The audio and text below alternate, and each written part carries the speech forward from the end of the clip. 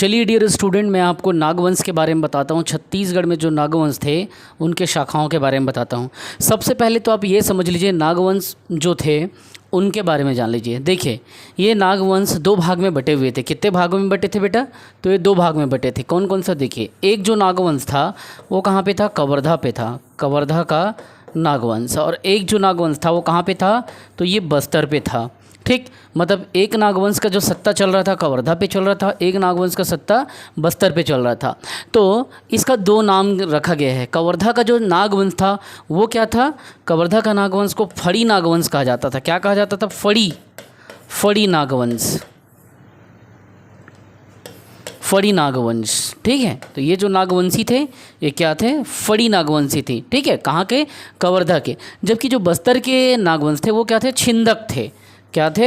तो छिंदक नागवंश, छिंदक नागवंश।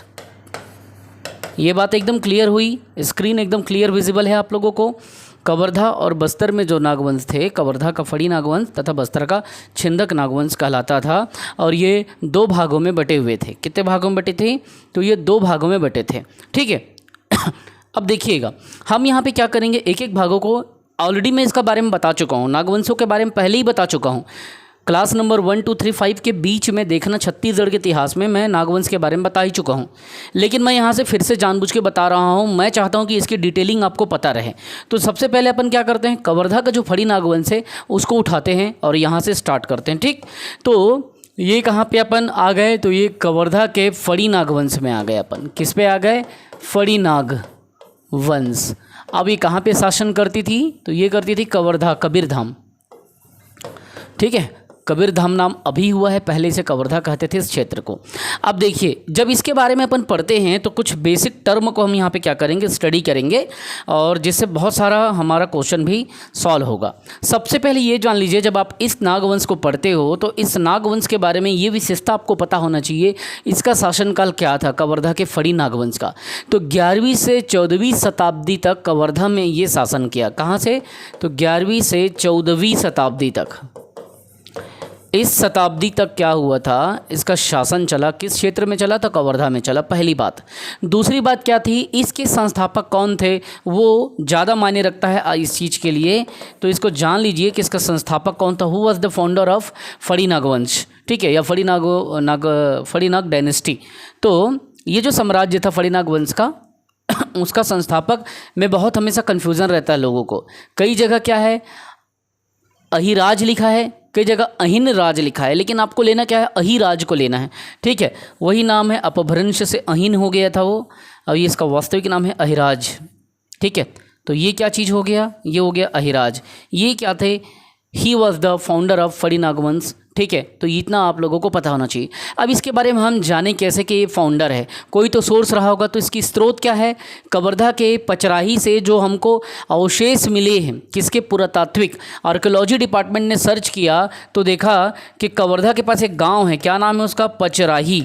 तो पचराही से ये पता चला, वहाँ के शिलालेखों से पता चला, वहाँ जो भी हमको क्या मिले, आर्कियोलॉजी डिपार्टमेंट ने क्या पुरातात्विक साक्ष्य निकाला था, उससे हमको पता चला पचराही के साक्ष्यों से कि ये क्या है? तो ये इसके संस्थापक रहे हैं। कौन रहे हैं? अहिराज। तो इतना हमने जाना।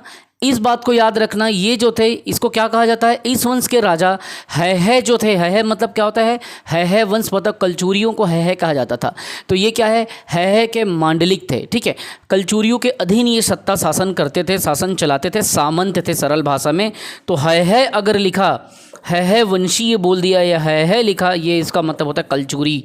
जो कलचूरी वंश था छत्तीसगढ़ में वही है कहलाता है। तो ये कलचूरियों के क्या थे? सामंत बोलो या मांडलिक बोलो, जो आपको बोलना है।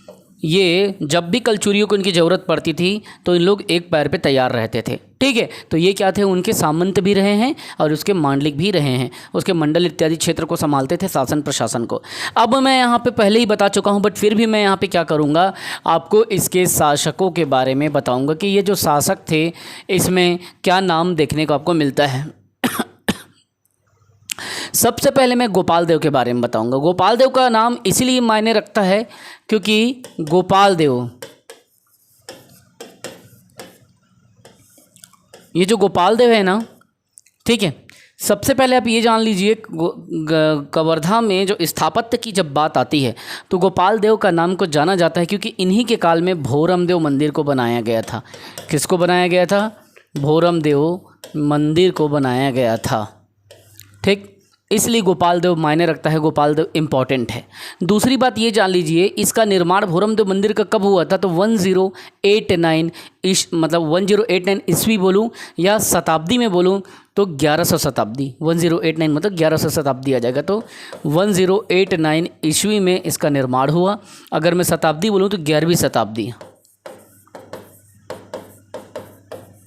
11वीं शताब्दी में इसका निर्माण हुआ। लेकिन इसके शासनकाल में ये तो निर्माण हुआ, परंतु ये हमको जानना पड़ेगा किसने निर्माण कराया। तो इसका निर्माण कराने वाला था लक्ष्मण देव राय। कौन था?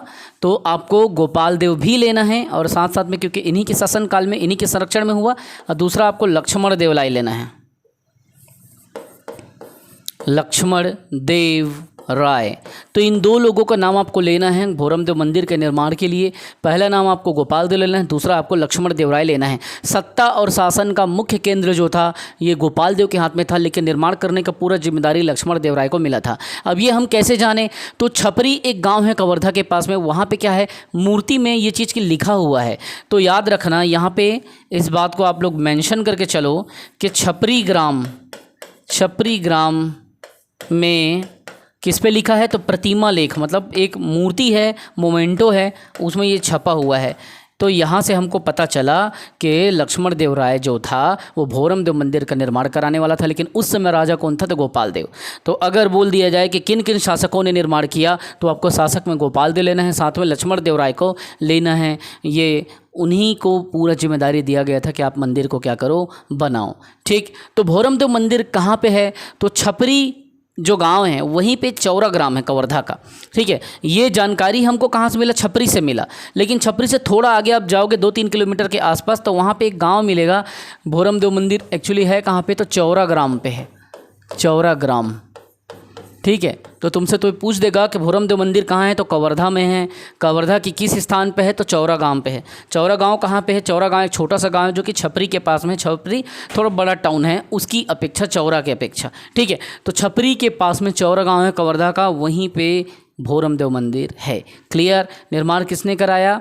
तो आपको क्या लेना है, ध्यान से को समझना है, गोपाल देव ने कराया, गोपाल देव। और गोपाल देव जो है शासक थे, इसकी जानकारी कहाँ से मिला कि गोपाल देव शासक था? तो इसकी भी हमको जानकारी मिलती है पुजारी पाली के से।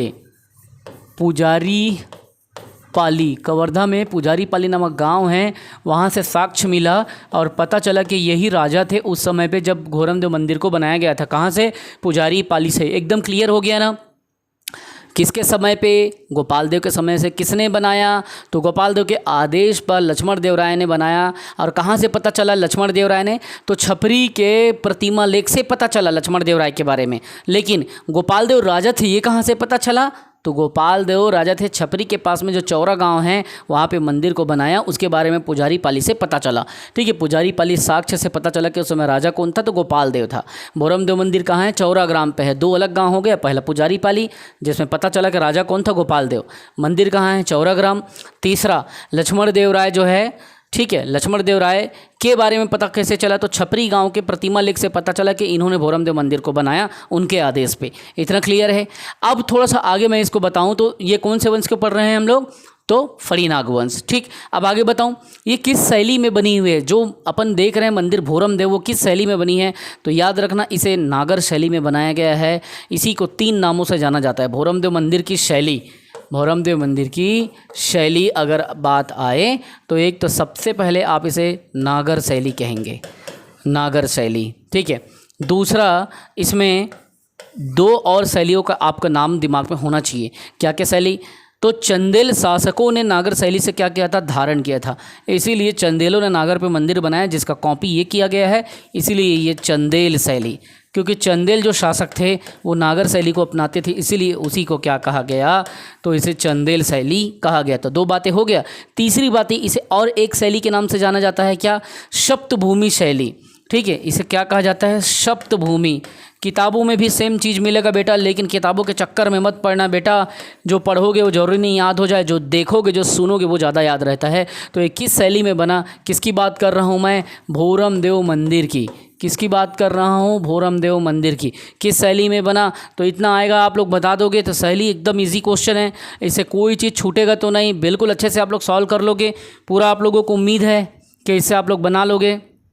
मुझे क्या चाहिए? सिर्फ आप लोग ये सारी चीज़ों को रिवीजन कर दो बस। मुझे ये चाहिए, मुझे और कुछ नहीं चाहिए। मैं एक्स्ट्रा कुछ दिमाग आपका नहीं खाना चाहता। मैं चाहता हूँ रिवीजन करो, जितना मैं पढ़ा रहा हूँ उसको छोड़ो मत। एक्स्ट्रा नहीं पढ़ना है तो मत पढ़ो, वो आप लोगों की मर्जी है। ठीक, अब देखो इसी भोरम देव को क्या कहा जाता है? भोरम देव का एक उपनाम है। उपनाम क्या है भैया? तो इसी को क्या कहा जाता है बताओ? इसी को क्या कहा जाता है? तो मध्य प्रदेश, याद करो आप लोग, इसका उपनाम क्या है? खजुराहो। तो छत्तीसगढ़ का खजुराहो। क्यों? क्योंकि खजुराहो को देख के पूरा बनाया गया है। जिस प्रकार से कामुकता उसमें दिखाई गई है खजुराहो में, वैसे इसमें भी दिखाई गई है। तो उपनाम क्या होगा? छत्तीसगढ़ का खजुराहो। क्या होगा? छत्तीसगढ़ का खजुराहो होगा इसका नाम। छत्तीसगढ़ का क्या होगा? खजुराहो इसका उपनाम होगा। इस बात को याद रखना अगर आ जाए तो। और इसकी तुलना किससे कहा गया है? तो मध्य प्रदेश की जो चंदेलों ने बनाया है खजुराहो मंदिर, उसके साथ इसका तुलना किया गया है। किसके साथ तुलना किया गया है? तो खजुराहो जो मंदिर है मध्य प्रदेश में, मध्य प्रदेश, इसके साथ तुलना किया गया है। तुमसे पूछा जाए कि छत्तीसगढ़ के भोरम देव मंदिर का तुलना किससे किया गया है, तो तुम बिल्कुल दिमाग खोल के बता देना कि इसे खजुराहो से तुलना किया गया है, मध्य प्रदेश का, जो कि चंदेल शैली में निर्मित है और चंदेल शासकों ने उसका निर्माण कराया था। और याद रखना, भोरम देव मंदिर जो है अपनी कला के कारण, मूर्तियों में जो कलाकृति है उसके कारण क्या कहा जाता है? आज के समय पर छत्तीसगढ़ का कला तीर्थ कहलाता है। ठीक है, भोरम देव को कवर्धा में जो है उसे कला तीर्थ कहा जाता है। क्या? इसलिए यहाँ पे क्या करना, आप लोग नोट में लिख लेना, नोट। इसे भोरम देव को क्या कहा जाता है? भोरम देव मंदिर को, भोरम देव को कला का तीर्थ कहते हैं। कला का तीर्थ। तो जिस प्रकार से कलाकृति का प्रयोग हुआ है बेटा, वो बहुत ही ज़्यादा मायने रखता है, बहुत ज़्यादा अच्छे तरीके से उसको किया गया है। तो इस प्रकार से हमने क्या किया, भोरम देव के बारे में बेसिक जानकारी हमने यहाँ पे ले लिया। और यहाँ पे हमने क्या किया, गोपाल देव के बारे में बहुत अच्छे से पढ़ा, हमने कवर्धा के फड़ी नागवंश के बारे में पढ़ा। अब आगे चलेंगे दूसरे शासकों पे। ठीक है, देखिए दूसरे शासकों को भी समझिए, बहुत अच्छे तरीके से समझना है आपको, ज़्यादा कुछ परेशान नहीं होना है, बस दिमाग लगाना है। अब मैं आपको किसके बारे में बताने वाला हूँ? मैं आपको बताने वाला हूँ रामचंद्र देव के बारे में। ठीक है, ये जो दूसरा शासक है वो है रामचंद्र देव। रामचंद्र देव का जो भी क्वेश्चन आपके दिमाग में होगा वो यहाँ से बहुत अच्छे तरीके से मैं इजी वे में बताने की कोशिश करूँगा। I will try to make it totally easy. ठीक है, देखिए रामचंद्र देव के बारे में जब क्वेश्चन में बात आएगा तो इसके समय की स्थापत्य को ज़्यादा पूछा जाता है। सबसे पहले जो सबसे ज़्यादा इम्पॉर्टेंट है वो क्या था? इसका विवाह। इसका विवाह किससे हुआ? तो रामचंद्र देव का विवाह कलचुरी राजकुमारी अंबिका देवी के साथ में हुआ था। सबसे पहला चीज़, पहला पॉइंट ये कि इसके विवाह से क्वेश्चन पूछा जाता है। किसके? रामचंद्र देव से। तो इसका विवाह किससे हुआ था? तो जो कलचुरी राजकुमारी थी, कलचुरी राजकुमारी, ठीक है, इससे विवाह हुआ था। और नाम क्या था? नाम में याद रखना, कई जगह अंबा देवी लिखा है लेकिन आपको लेना है सिर्फ अंबिका देवी। अंबा देवी के चक्कर में नहीं जाना है। तो इसमें इसका विवाह हुआ था अंबिका देवी के साथ में। अंबिका देवी, कई लोग ये भी कह देते हैं कि अंबिका देवी के नाम से ही अंबिकापुर का नाम पड़ा, ऐसा भी कई लोग कह देते हैं। ठीक है, लेकिन उस टर्म में मैं नहीं जाऊंगा। मैं जो फैक्ट है, जो ऑथेंटिक है, जो सत्य है, केवल उसी को बताऊंगा। सुना सुनाए चीज़ों पे मैं आपका चर्चा नहीं करूंगा, आपको डिस्टर्ब नहीं करूंगा। अब देखिए रामचंद्र देव का जब शासन चल रहा था ना, तो दो बड़ा इसके समय पर स्थापत्य को पूछा जाता है। एक है मड़वा महल और दूसरा है छेरका महल। ठीक है, तो इसके स्थापत्य, इसके शासनकाल में दो नाम आता है। पहला जो नाम आता है वो आता है मड़वा महल, दूसरा आता है छेरका महल। ये दो नाम आता है, एक आता है मड़वा महल, एक आता है छेर का महल। अब आप लोगों को करना क्या है, आप लोगों को इन्हीं नाम को दिमाग में रखना है जिसको पूछा जाता है। कई बार क्या पूछ देता है पता है कि रामचंद्र देव ने निम्न में से किसका निर्माण कराया, तो बस इन दोनों का नाम लिखा रहता है। लेकिन अभी आपको और डिटेल इसके बारे में बताता हूँ, तब जाके और इसका क्या होगा, क्लियर हो जाएगा कि इसके निर्माण के संबंध में क्या क्या प्रश्न पूछे जाते हैं और क्या क्या आपको नॉलेज में अपने रखना है। ठीक है, एक मिनट बेटा, पसीना इतना आता है आँख में पूरा घुस जाता है और पसीना नमकीन रहता है, आँख को जलन होता है, इसलिए पसीने की सफाई ज़रूरी है। मेहनत भी तो इतना हो जाता है बेटा, ज़रूरी भी तो है, मेहनत जीवन का सार है। चलिए अब आते हैं अपन मड़वा महल के बारे में। मड़वा महल को याद रखना, आप दिमाग में इतना बसा लो कि ज़रूर पूछेगा और पूछेगा ही पूछेगा, पूछेगा ही पूछेगा। ठीक है, तो जो मैं आपको बताऊंगा उसको दिमाग में रखना है। तो स्टार्ट करते हैं मड़वा महल। सबसे पहले मड़वा महल के बारे में आप ये जान लो कि ये किस स्थान पे है, किस स्थान पे ये लोकेटेड है। सबसे पहले तो वो स्थान होगा छपरी, छपरी नामक ग्राम पे, छपरी ग्राम पे क्या है लोकेटेड है मड़वा महल। किस स्थान पे लोकेटेड है बेटा, छपरी, जो कि कवर्धा में है। अब ये किस वर्ष बना, यहाँ पे लोग गलती कर देते हैं और वहीं पे सब मैटर जो है चेंज हो जाता है। तो ये छत्तीसगढ़ में जो मड़वा महल है वो एक्चुअली में 1349 ईस्वी में इसका स्थापना हुआ था, 1349 ईस्वी में। अब इसकी जानकारी हमको कैसे मिली, कैसे पता चला, तो उस समय हुआ क्या कि जो फड़ी नागवंशी राजा थे उन्होंने इसके बारे में लिखा था कि रामचंद्र देव के बारे में जानकारी हमको मिला, और ये छपरी के शिलालेख से ही मिला। छपरी में उत्कीर्ण है ये चीज़, छपरी गांव में क्या है, एक शिलालेख है। ठीक है, शिला मतलब पत्थर पे शिलालेख उत्कीर्ण है, जिसमें हमको पता चलता है कि इस समय पे जो रामचंद्र देव थे वो शासक थे और उन्हीं के शासनकाल में छपरी में ये चीज़ का निर्माण हुआ। लेकिन मैटर क्या है, सबसे बड़ा चीज़ समझो, इसका निर्माण करता कौन है, क्या रामचंद्र देव को लोगे या किसी और को लोगे? इसके निर्माण करता है कौन, तो इसका निर्माण करता क्या है, अंबिका देवी। याद रखना इस चीज़ को, गलती नहीं करना बेटा। इसके निर्माण करता कौन है बेटा, तो इसका निर्माण करता है अंबिका देवी, जो इसकी राजकुमारी थी, जो कि कलचुरी नरेश की राजकुमारी थी, जिनसे इनका विवाह हुआ था। उन्होंने, अंबिका देवी ने छपरी ग्राम में मड़वा महल को स्थापित किया था, ऐसा दिमाग में रखना। लेकिन जब अंबिका देवी का नाम ना रहे तब आपको रामचंद्र देव को उठाना है, क्योंकि उन्हीं के सत्ता, उनके शासनकाल में ये निर्मित हुआ था। तो ये बातें याद रखना। पूरी तरीके से जो भूमिका है रामचंद्र देव का है, परंतु निर्माण कराने वाला कौन है, तो वो अंबिका देवी उनकी रानी थी। तो इस बात को आप लोग दिमाग में रखना। इस मंदिर की क्या विशेषता है पता है, इस मंदिर के एक गर्भगृह में जब आप अंदर जाओगे तो एक भगवान शिव का शिवलिंग है और वो 16 स्तंभों पर टिका हुआ है। ठीक है, तो ये जो शिवलिंग है भगवान शंकर का, वो कितने 16 स्तंभों पर टिका हुआ है। इस बात को आप याद रख लेना, ये चीज़ को बहुत ज़्यादा पूछा जाता है, ये चीज़ पूछेगा तो आपसे गलत ना हो। तो ये पूरा 16 स्तंभों पे क्या है, ये टिका हुआ है। ठीक है, तो ये अगर आ जाए तो बिल्कुल आपको उसी टर्म में इस चीज़ को दिमाग में लेना है। तो इसमें लिखो, इस मंदिर के गर्भगृह में जैसे आप प्रवेश करोगे तो शिवलिंग स्थापित है। ठीक है, अच्छा, किस मंदिर के गर्भगृह में है, तो ये चीज़ अभी हम लोग बात की किसका, तो किसके बारे में, मड़वा महल में अपन बात कर रहे हैं। मड़वा महल क्या है, महल शब्द बोलते हैं लेकिन वो मंदिर है एक्चुअली में। ठीक है, मड़वा महल मतलब कोई वो नहीं है, वो है ना रहने वाला महल नहीं है, मंदिर है वो। ठीक, तो मड़वा महल में